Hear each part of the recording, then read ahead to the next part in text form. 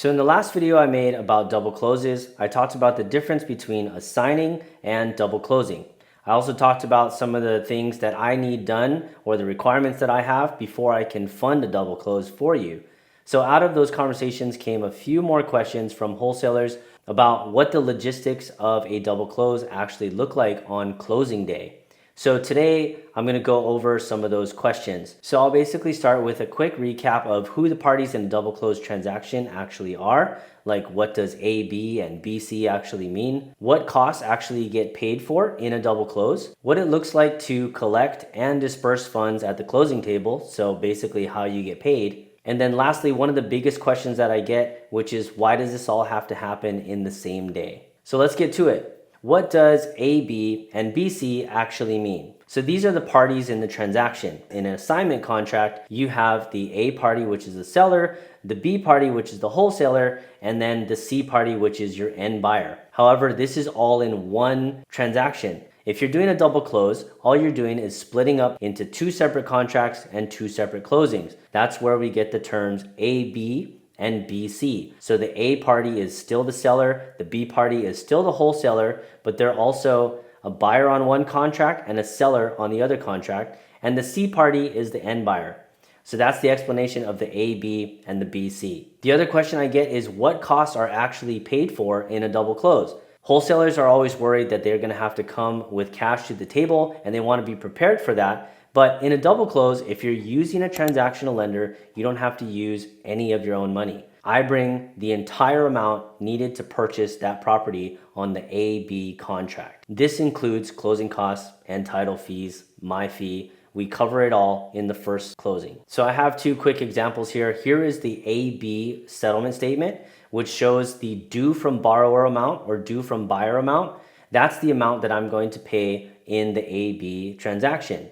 This is the entire amount encompassing the purchase price and the closing costs for that deal. Here's another settlement statement for the BC contract, which is what the buyer has to bring to the table for that transaction. So it might look odd because there's a lesser amount from the buyer. And the reason is because this buyer is using a lender or a primary lender to bring the majority of that deal. So that's why you can see that the buyer themselves is only bringing a certain amount to the table where the primary lender is bringing the remaining amount. But ultimately, the amount on this settlement statement, which is the BC settlement statement, is larger than the AB settlement statement. This is because the difference in a double close is your assignment fee. So now that you know who's bringing what to the table in the transaction and how it's separated from this close to that close, the AB and the BC parties, now we can go over the logistics of how funds are collected and dispersed. So when funds are being collected for these settlement statements, you have the BC party that's required to fund first. I went over the reasons for this in the other video, but basically it's because if they did not fund and we have already funded the AB contract, me and you as the wholesalers now own a house that we had no intention of owning. And that's not what we're in the business to do. So we have to verify that the BC funds have been received into escrow first, and then we can fund the AB contract. So that's how funds are collected in escrow. Now let's talk about how funds are dispersed from escrow.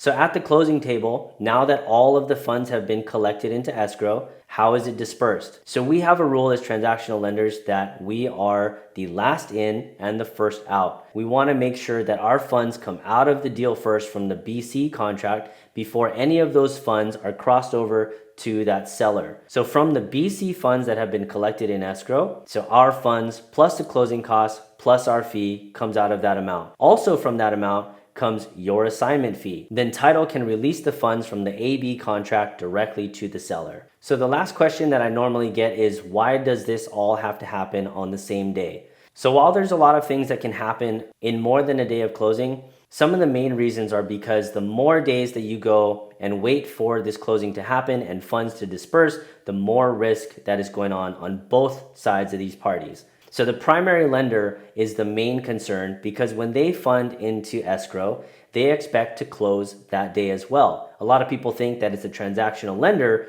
who makes that call and wants to close on the same day. From my point of view, when I fund into escrow, I'm just looking at opportunity cost and risk. If I have another deal that needs to get funded, I need those funds back so I can roll it into the next deal for somebody else. Also, the longer that it's in there, the more likely that primary lender is to pull their funds back because that buyer was not ready to close or the seller was not ready to close. They can dictate those rules as well. It's not only us as the transactional lender. So it's important to know that if you're dealing with a title company who's inexperienced in double closes, they can also cause some of those delays by not being ready with both settlement statements on that day of closing.